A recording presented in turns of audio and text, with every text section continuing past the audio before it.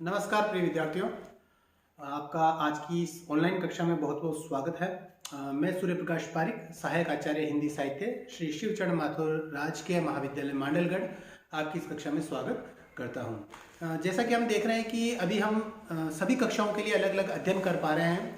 जैसे कि BA part first के लिए हमने बात की है हिंदी साहित्य के इतिहास की, MA प्रीवियस के लिए भी वो काफ़ी महत्वपूर्ण रहेगा।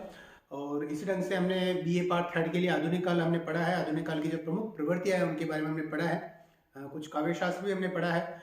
और इसी क्रम में अब BA पार्ट सेकंड का भी हम देखें, जिसमें हमने रीतिकाल की चर्चा की है। रीतिकाल के जो प्रमुख जो तीन अलग अलग प्रवृत्तियां हैं, रीतिबद्ध कवि, रीति सिद्ध कवि और रीतिमुक्त कवि, उनकी हमने बात की है। अब हम व्याख्या खंड की ओर बढ़ेंगे, जिसके अंदर हम पाठ्य पुस्तक को पढ़ेंगे। तो जैसा मैं आपको बताना चाहूँगा कि हिंदी साहित्य में आपके BA पार्ट सेकंड में दो प्रश्न पत्र लगे हुए हैं। पहला जो प्रश्न पत्र है वो है रीतिकालीन काव्य। रीतिकालीन काव्य है और रीतिकालीन काव्य में एक ही पुस्तक लगी हुई है जिसका नाम है रीतिकालीन काव्य संग्रह। तो हम इस पुस्तक में जो विभिन्न 8 कवि लगे हुए हैं, रीतिकालीन 8 कवि लगे हैं, जिनकी मैंने कल भी चर्चा की है। सबसे पहला काम तो आपका रहेगा कि आप ये पुस्तक खरीद के लेकर जाए। शहर में मिल जाएगी आपको ये पुस्तक, शहर में आराम से मिल जाती है, या फिर आप अपने नज़दीकी दुकानदार को कह के भी पुस्तक मंगवा सकते हैं। तो पंचशील प्रकाशन जयपुर की ये पुस्तक है और डॉक्टर सत्यनारायण शर्मा इसके संपादक है। बहुत पतली सी पुस्तक है ये, लगभग आपको 30 या 40 रुपए में मिल जाएगी, लगभग 30-40 रुपए में मिल जाएगी। इसमें आपको पूरा रीतिकाल के जो कवि है उनका वर्णन किया गया है। उनका सबसे पहले भूमिका में हिंदी साहित्य के इतिहास में जो रीतिकाल की प्रमुख रूप से जो परिचय है, प्रवृत्तियां हैं, उनका यहाँ पर उल्लेख किया गया है।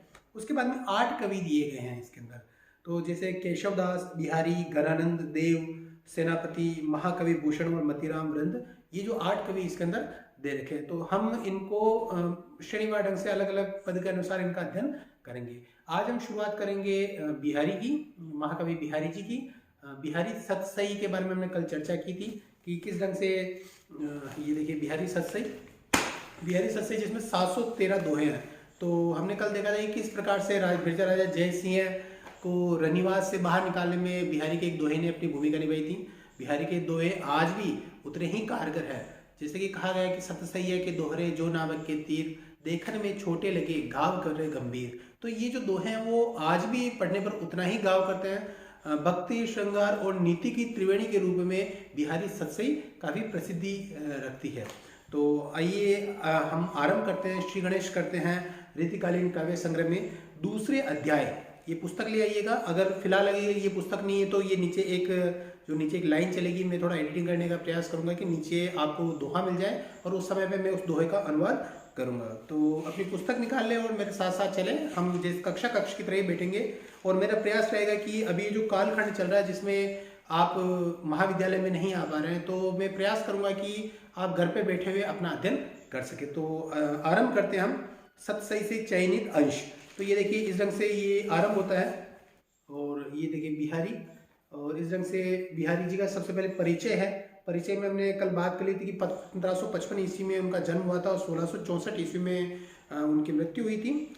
आमेर के राजा मिर्जा राजा जय सिंह के आश्रित कवि थे और वहीं पर रहकर उन्होंने बिहारी सतसई की रचना की थी। और बिहारी सतसई के रचना के उपरांत सर्वाधिक टीकाएं इसी ग्रंथ पर बिहारी सतसई पर लिखी गई थी, जिसमें से आधुनिक काल की एक जो टीका है वो काफी प्रसिद्ध है बिहारी रत्नाकर के रूप में। तो हम आरंभ करते हैं इन दोहों का। तो आराम से बैठिएगा, आनंद लीजिए, दोहों का आनंद लीजिए। और कोई महत्वपूर्ण अंश आता है, महत्वपूर्ण कोई शब्दार्थ आता है तो उसको आप अपनी नोटबुक में लिख लीजिएगा। समय समय पर हम अलंकारों की भी चर्चा करेंगे कि कौन सा अलंकार क्या भूमिका रखता है, उसका परिचय क्या है। जैसे कि आपने कक्षा 12 तक या फिर आगे चलकर भी ये देख लो अनुप्रास हम किसको कहते हैं। किसी एक ही वर्ण की अगर आवृत्ति होती है, यानी एक वर्ण एक से अधिक बार आता है, तो उसको हम वहां पर हम अनुप्रास की बात कर सकते हैं। जिसे लिखा हुआ था कंचन गामिनी, कंचन गामिनी में क और क्या आया तो वहां पर हमें अनुप्रास दिख जाता है। तो हम इन पदों के अंदर भी ढूंढते हुए चलेंगे कि अगर आपको कहीं पर भी कोई अलंकार में देखता हूं तो वो आपको बता दूंगा। और इस ढंग से ये जो विधि है कि पहले मैं आपको, एक तो ये होती है अलंकार की कक्षा होती है कि भाई अलंकार पूरी कक्षा देते तो उसमें विद्यार्थी थोड़ा कम समझ पाता है, लेकिन यहाँ पर हम उदाहरणों के साथ में चर्चा करेंगे। तो मेरा आपको यही कहना है कि आप ये पुस्तक ले आए। वैसे मैं ये जो वीडियो है उसके लिंक में मैं आपको PDF भी शेयर करूंगा, इस पुस्तक का PDF शेयर करूंगा। तो उसकी मदद से अगर आप वो पुस्तक नहीं लेकर आ पाए तो उसका PDF भी आप यहाँ से पढ़ सकते हैं। चलिए आरंभ करते हैं हम सत्स्य से चयनित अंश। तो कल हमने चर्चा की थी कि ये जो 713 दोहे लिखे गए थे उसमें मंगलाचरण के रूप में, मंगलाचरण किसको कहते हैं? मंगलाचरण किसी भी पुस्तक के आरंभ करने से पहले जो ईश्वर की स्तुति की जाती है उसे मंगलाचरण कहा जाता है। जैसे कि बच्चे जो अपनी कॉपी आरंभ करते हैं उसमें नाम लिखते हैं तरह तरह के, जय श्री राम, जय माँ जोगणिया, भैरवनाथ की जय। तो वो अपनी दृष्टि से उसको समर्पित करते हैं, उस परमात्मा को, ईश्वर को समर्पित करते हैं, उनके सगुण देवता को समर्पित करते हैं कि हे ईश्वर मेरा काम सार्थक हो। तो उसी प्रकार से इन्होंने ये जो पूरी सत्सय लिखी उसमें उन्होंने अपना जो मंगलाचरण है, अपने जो समर्पण है वो किया है राधिका जी के प्रति, जो कृष्ण के प्रति, राधिका जी के प्रति किया है। तो मूल रूप से राधा के प्रति उनका समर्पण है। और वो कहते हैं कि जो दोहा है वो मैं पढ़ देता हूँ। दोहा आरंभ होता है, ये देखिए नीचे देखिए दोहा क्या है, ये देख लीजिए। मेरी भव बाधा हरो, मेरी भव बाधा हरो, राधा नागरी सोई, जा तन की झाई परे, शाम हरित दुति होई।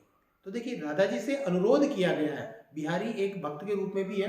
बिहारी सत्संग में आपको जहाँ पर श्रृंगार तो देखने को मिलता है, साथ में भक्ति भी देखने को मिलती है और नीति भी देखने को मिलती है। तो यहाँ पर ये भक्ति का एक उदाहरण है, बहुत अच्छा उदाहरण है।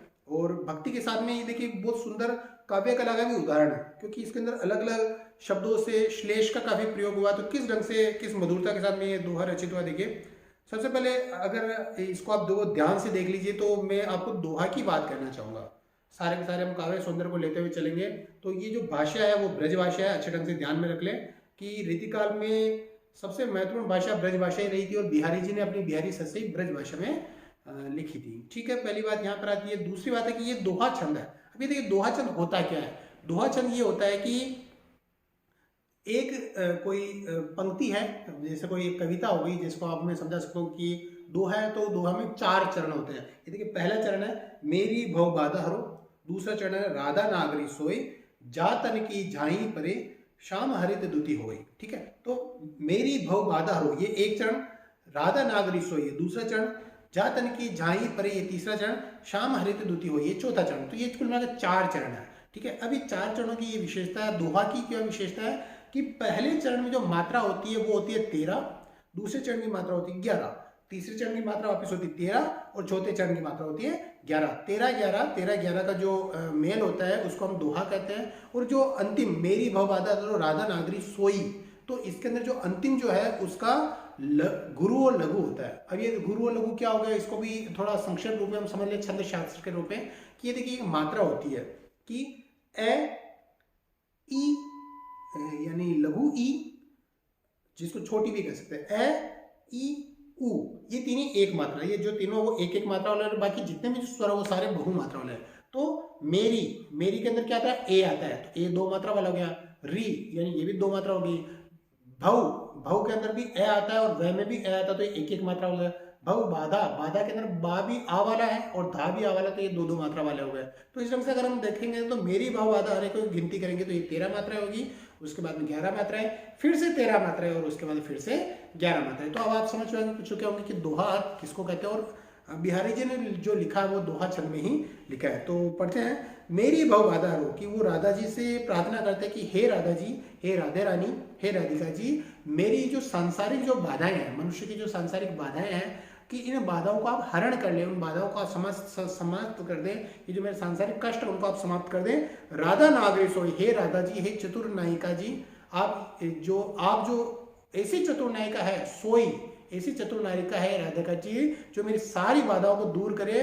और आप ऐसी राधिका है जो जा तन की झाई परे, यानी जिसके तन की झाई पड़ने से, हे राधिका जी, अगर आप कृष्ण के समक्ष आ जाते हैं, यानी आपकी छाया कृष्ण पर पड़ती है या आपका कृष्ण पर इतना अधिक प्रभाव है, जा तन की झाई परे, यानी जिसके तन की, यानी राधा जी के तन की छाया पड़ने से शाम हरित दुति हुए, जो स्वयं श्री कृष्ण है वो भी हरित रंग के हो जाते हैं। यानी देखो इसमें यहाँ पर 3 अर्थ जो हम आगे चर्चा करेंगे। तो हे राधा जी, मेरे संसार की बाधाएं दूर करो, क्योंकि आपकी तन की छाया पड़ने से शाम भी हरित रंग के हो जाते हैं, हरित दुति होई। तो यहाँ पर इसको ये तो हो गई भाव परक व्याख्या हो गई। अब थोड़ी देखिए काव्य सुंदर की बात करें तो यहाँ पर 3 शब्द महत्वपूर्ण है। एक तो होता है झाई, जहां तन की झाई परे, एक तो जही शब्द महत्वपूर्ण है, एक शामु शब्द महत्वपूर्ण है, शामु यानी कृष्ण, और तीसरा शब्द होता है हरित दुति। अब ये तीनों शब्द है क्या उसको देख लेते हैं। जा तन की झाई परे, झाई का मतलब होता है परछाई, परछाई की ये देखिए जगन्नाथ दास रत्नाकर ने अपनी बिहारी जो रत्नाकर लिखा है उसके अंदर इस झाई शब्द के 3 अर्थ बताए। पहला जो अर्थ है वो होता है परछाई यानी छाया, जिसको इंग्लिश में कहते हैं शेडो। दूसरा जो अर्थ है वो है झांकी यानी झलक, और तीसरा जो अर्थ है वो ध्यान। देखो संस्कृत में एक सूत्र आता है जिसके अंदर अंतर्गत जो ध्यान है वो आगे चल के ज्ञान में बदल जाता है और ज्ञान आगे चल के जाई में बदल जाती है। तो 3 अर्थ बताए गए हैं। तो बिहारी जी ने पता नहीं किस सोच को लेकर लिखा होगा, लेकिन यहाँ पर 3 अर्थ और तीनों अर्थों की हम चर्चा करेंगे। तो परछाई के 3 अर्थ हो गए, एक झाई के 3 अर्थ हो गए, परछाई यानी छाया, दूसरा अर्थ हो जाता है झांकी या झलक, और तीसरा अर्थ हो जाता है ध्यान। ठीक है। दूसरे में शामू, शामू का भी 2 अर्थ है भाई। तो यहाँ पर एक अर्थ है कृष्ण और एक अर्थ है काला। देखिए शब्द एक ही है शाम, शाम में 2 अर्थ चिपके हुए हैं, श्लेष है। तो यहाँ पर अलंकार कौन सा? श्लेष। तो श्लेष अलंकार ऐसा अलंकार मतलब ऐसा शब्द जिसके अंदर एक ही शब्द में 2 अर्थ चिपके हुए हो, वहां पर हम श्लेष अलंकार देख सकते हैं। तो यहाँ पर शामू में 2 अर्थ आ गए हैं, कृष्ण और काला रंग। और जो तीसरा जो शब्द आता है हरित द्युति, हरित द्युति में भी 3 शब्द 3 अर्थ चिपके हुए हैं। पहला तो हरा रंग जो हम देख सकते हैं, हरित द्युति हरी रंग की चमक वाला रंग, और दूसरा हम देख सकते हैं हरा भरा होना, एकदम प्रशंसा हो जाना, और तीसरा हम यहाँ पर देखते हैं कि एकदम स्तंभित हो जाना, एकदम किसी तेज क्रिया से एकदम निराश हो जाना, समाप्त हो जाना। ये 3 अर्थ यहाँ पर देखने को मिलते हैं। तो जगन्नाथ दास रत्नाकर तीनों अर्थ करके बताते हैं। पहला अर्थ आप देखिए, मेरी भव बाधा रो राधा नागरी सोई, मेरी संसार के बाधा और नारो हरिये, समाप्त कीजिए हे राधा चतुर नायिका जी। और जिनके तन की छाया पड़ने से, छाया का मतलब देखिए राधा जी जो है वो एकदम स्वर्णिम रंग की है, गोल्डन कलर की है। तो जब उनके गोल्डन कलर की छाया, स्वर्णिम रंग की छाया पड़ती किस पर? श्याम रंग के कृष्ण पर, काले रंग के कृष्ण पर। तो कृष्ण का जो एक रंग विज्ञान है उसके अंदर क्या कि काला हरा रंग मतलब काला रंग पर जब स्वर्णिम आभा पड़ती तो वो हरे रंग का दिखने लगता है, कुछ लाइट हो जाता है काले रंग से। तो पहला अर्थ तो यहाँ पर आता है कि भाई काले रंग की छाया, काले रंग के शरीर पर स्वर्णिम छाया पड़ने से वो हरी हो जाती है। पहला अर्थ आता है। दूसरा अर्थ यहाँ पर ये निकलकर सामने आता है कि ऐसी राधिका जी जिनकी झांकी या जिनकी झलक देखने से कृष्ण हरे भरे हो जाते हैं, प्रसन्न हो जाते हैं, आनंदित हो जाते हैं, और ये अर्थ सर्वाधिक लागू होता है श्रृंगार की दृष्टि से। और तीसरा अर्थ यह आता है कि ऐसी राधिका जी जिनके ध्यान से, जिनकी याद करने से कृष्ण एकदम स्तंभित हो जाते हैं, उदास हो जाते हैं, याद मग्न हो जाते हैं। तो ये तीसरा अर्थ यहाँ पर निकल कर आता है। तो इस प्रकार से हम ये देख लिए कि 3 अर्थ यहाँ पर हमें इस एक ही दोहे से निकलते हैं। चलिए इसके अंदर बात करें तो श्लेष अलंकार महत्वपूर्ण रूप से आया है, और कोई देखें यहाँ पर तो चलिए इसके अंदर अनुप्रास हमें देखने को नहीं मिलता है। ठीक है, चलिए ये पहला हो गया। दूसरे में हम आगे बढ़ते हैं इसी रूप से। दूसरा देखिए आप, मोर मुकुट की चंद्रिकनु यो राजत्र नंद नंद। राधा जी कृष्ण के रूप को देखते हुए ये बात कहती है नंद नंद। नंद नंद का मतलब ये देखिए, नंद नंद का मतलब होता है नंद के नंदन। ब्रज के जो राजा थे, ब्रज के जो मुखिया थे नंद बाबा, उनके नंदन थे, उनके प्रिय थे, उनके पुत्र थे कृष्ण। तो नंद नंद शब्द उनके लिए आया है। मोर मुकुट की चंद्रकनु यानी कृष्ण रूप के वर्णन किया गया कि कृष्ण ने अपने माथे पर मोर मुकुट लगा रखा है, और मोर पंख की आपने आकृति देखी होगी। तो मोर पंख के अंदर अंतिम में चल के गोला सा चंद्रमा के समान प्रतीत होता है। तो ऐसा प्रतीत होता है कि कृष्ण ने जो मोर मुकुट लगा रहा है उसके अंदर माथे पर 100 चंद्रमा लग रहे हो, ऐसा करके बड़े ही शोभित हो रहे हैं। मोर मुकुट की चंद्रकनु, चांदों से बना हुआ, चंद्रमाओं से बना हुआ मोर मुकुट लगाकर इस प्रकार से यो राजत नंदनंद, कि नंद के नंदन इस प्रकार से राजत हो रहे हैं, इस प्रकार से सुशोभित हो रहे हैं कि मनु शशि शेखर की अकस। मनु यानी मानो की, मनु शशि शेखर की अकस यानी शशि शेखर कौन है भाई? शशि का मतलब चंद्रमा, शेखर यानी माथा, मस्तक। तो चंद्रमा को मस्तक पर सजाने वाले कौन? शिव, शंकर।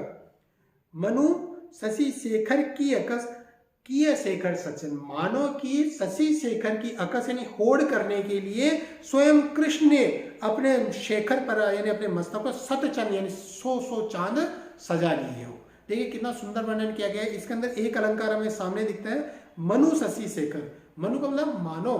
तो यहाँ पर ऐसी काव्य पंक्ति जिसमें मनु, मानो, जनु, जानो आदि शब्दों का प्रयोग होता है, वहां पर उत्प्रेक्षा अलंकार हम देख सकते हैं। तो यहाँ पर उत्प्रेक्षा अलंकार पहला दिखता है, और दूसरा अलंकार हमें एक व्यतिरेक भी दिखता है। देखिए सामान्य रूप से क्या होता है काव्य शास्त्र के अंदर कि एक तो होता है उपमान, जैसे कि चांद की बात करें, चांद एक उपमान है, एक सुंदर उपमान है।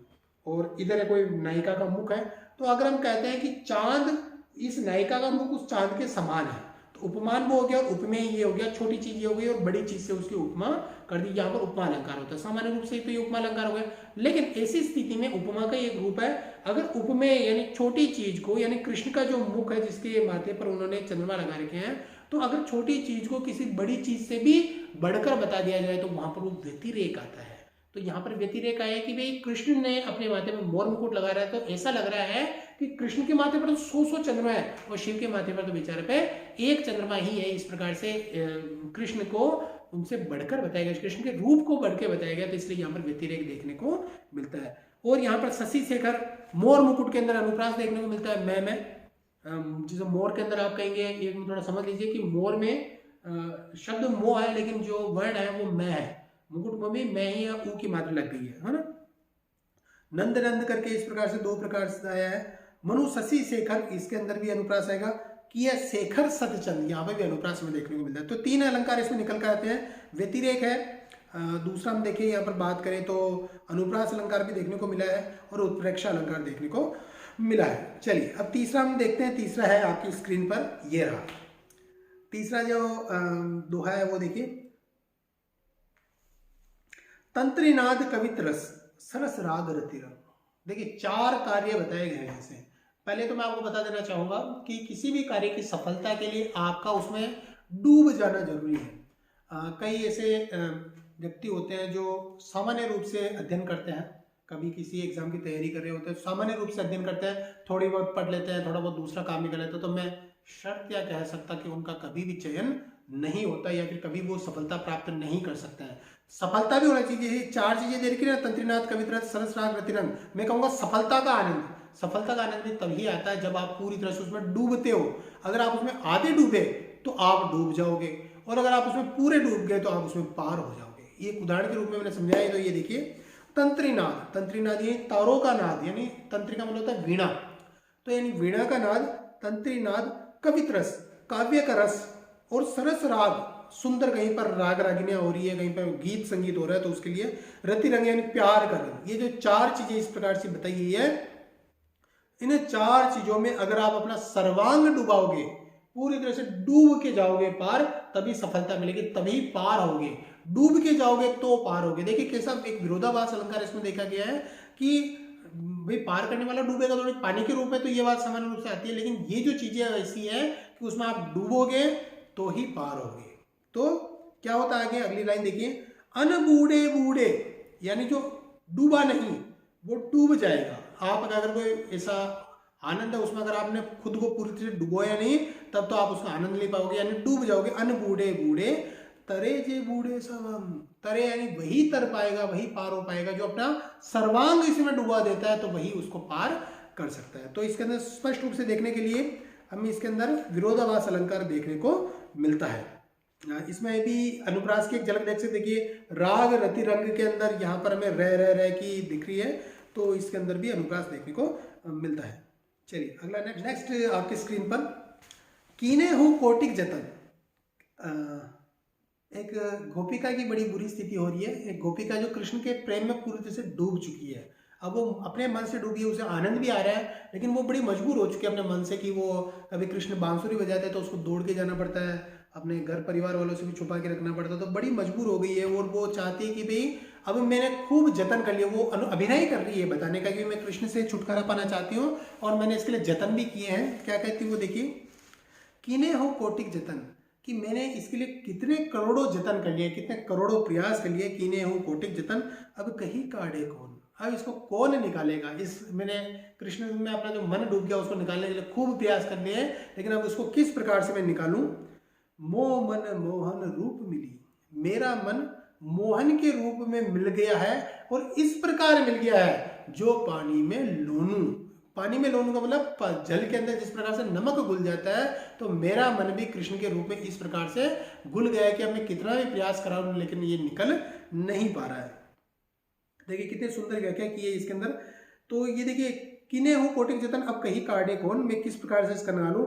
मोह मोहन रूप मिली, कि मेरा मन कृष्ण के रूप में इस प्रकार से मिल गया है पानी में कोलोन। ये देखिए उदाहरण दिया है, पानी में जिस प्रकार से नमक मिल जाता है तो ये उदाहरण है। तो यहाँ पर जो अलंकार आता है वो भी उदाहरण अलंकार ही आ जाता है कि किसी बात को समझाने के लिए, पहली पंक्ति को समझाने के लिए अगर दूसरी पंक्ति में अगर कोई ऐसी बात कही जाए जो उसकी पुष्टि करती हो तो वहां पर उदाहरण अलंकार आता है।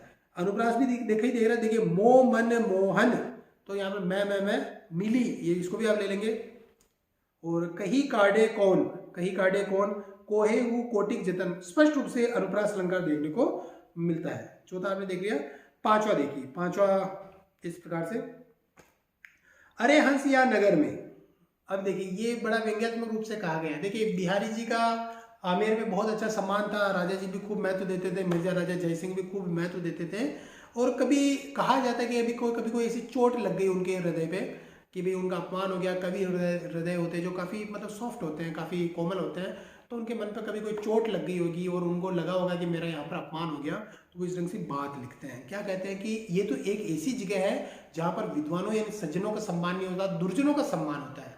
वैसे हर युग में यही रहा है कि हमेशा कभी सरस्वती को अपना सम्मान नहीं मिल पाया, लक्ष्मी का खूब सम्मान होता है। तो देखिए क्या कहा है उन्होंने, व्यंग्य के रूप में कहेगा कि कवि समाज की जो उपेक्षा होती है उस पर व्यंग्य कहा उन्होंने। क्या कहा, अरे हंस या नगर में, अन्योक्ति के रूप में कहा गया, डायरेक्ट किसी को नहीं कहा कि भाई तुम ऐसा कर रहे हो, वो हंस का उदाहरण देते हैं। तो यहाँ पर एक अन्योक्ति उदाहरण, अन्योक्ति अलंकार भी आता है। क्या कहते हैं वो, अरे हंस या नगर में, अरे हंस इस नगर में जेयो आप विचारिए। अरे हंस अगर तुमको इस नगर में जाना तो आप विचार के, स्वयं विचार कर ही इस नगर में प्रवेश करना, क्योंकि इस नगर में क्या गड़बड़ हो रही है, कागन सो जिन प्रीति करी, क्योंकि यहाँ पर कौवों से तो प्रीति की जाती है, जो दुष्ट व्यक्ति है, दुर्जन है, उनसे तो प्रीति की जाती है, उनसे तो अच्छा व्यवहार रखा जाता है।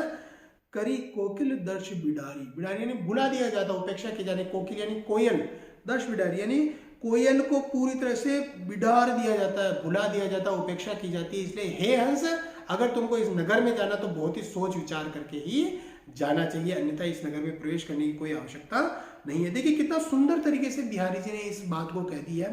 राजा के समक्ष ये बात कही है कि निश्चित तौर से उनका हर पद, हर दोहा राजा के समक्ष ही कहा जाता था और बिना डरे हुए अपनी ये बात कह दी है। उस समय देखिए अभिव्यक्ति की क्या स्वतंत्रता रही होगी। आज के समय अगर हम बात करें कि कोई आज में तो काफ़ी दरबारी गान गाए जाते हैं, अच्छे से साक्षात्कार लिए जाते हैं, है ना, मीठी मीठी बातें की जाती है और महानायक की तरह प्रस्तुतिकरण होता है। आज के समय में अगर ऐसी चुभती हुई बात कह दी जाए, बिहारी जी ने तो अपने समय में मिर्जा राजा जय सिंह जो पूरे उसके राज्य के शासक थे, उनके जब अपनी रानी के प्रेम में डूब गए थे तब चिट्ठी लिखकर भेज दी थी, नहीं पराग नहीं मधुर मधु, नहीं विकास यही काल, अली कली हिंस्यो बंदो आगे कौन हवाल। ये कितनी चुभती हुई बात की, आप आपकी रानी के रंग में डूबे हुए हो और आपको ये चुभती हुई बात आती है और आप तत्काल निकल कर बाहर आ जाते हो और उस कवि को आप पुरस्कार भी देते हो। कितनी बड़ी बात है, शासक वर्ग कुपित ना हुआ। आज के दौर में अगर ऐसी बात कह दी, अगर आईना दिखाने वाली बात भी कह दी जाए तो हो सकता है कि आपको राष्ट्रद्रोही घोषित कर दिया जाता है। तो अभिव्यक्ति की आज़ादी की बात है जो अलग अलग युगों में अलग अलग रही है। तो आज हमने इस प्रकार से ये 5 दोहे देखे हैं। उम्मीद है कि आप इसको समझ पाए होंगे। अगर कोई दोहा समझ में नहीं आया तो फिर से रिवर्स करके देखें, और अगर फिर भी समझ में नहीं आया तो कमेंट बॉक्स में अपनी बात लिख दें, मैं प्रयास करूंगा कि उसका उत्तर दे पाऊँ। वीडियो अगर आपको पसंद आया तो वीडियो को लाइक कीजिएगा और इस वीडियो को अपने मित्रों के बीच में, सहपाठियों के बीच में अधिक से अधिक शेयर कीजिएगा ताकि इसका फायदा भी उनको मिल सके। और बस धन्यवाद, पढ़ते रहिएगा। धन्यवाद।